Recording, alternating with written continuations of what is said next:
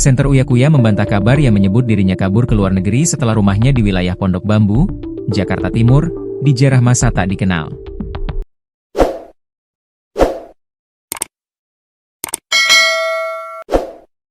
Uya menegaskan, dirinya masih berada di Jakarta.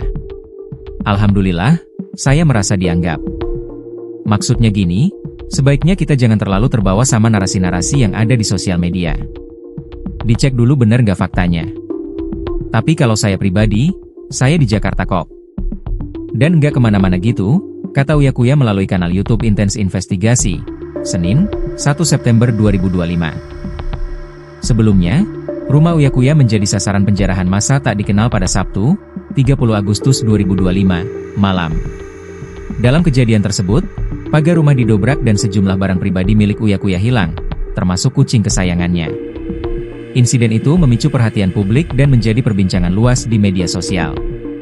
Sejumlah rekan artis, termasuk Melly Goeslaw, turut menyuarakan keprihatinan dan meminta agar hewan peliharaan Uya dikembalikan.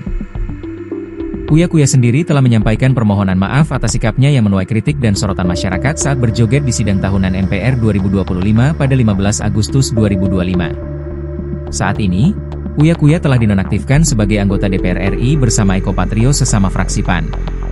Selain itu, ada juga Ahmad Sahroni dan Nafa Urbach yang turut dinonaktifkan sebagai anggota DPR RI dari fraksi Nasdem.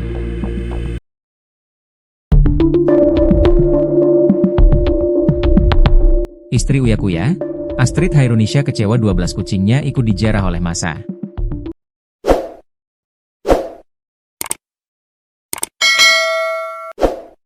Astrid meminta kepada siapa saja yang mengambil kucingnya untuk menghubunginya.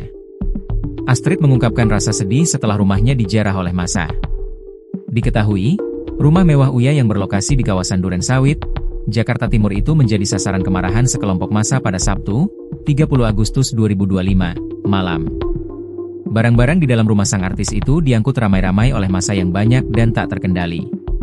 Setelah penjarahan itu, istri dari Uya Kuya, Astrid Hairunisha turut bereaksi. Dia membela sang suami atas kinerjanya selama ini.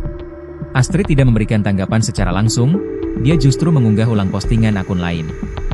Seperti postingan terbarunya di akun Instagram pribadinya, Minggu, 31 Agustus 2025, dia membeberkan kebaikan sang suami melalui postingan kawan lain.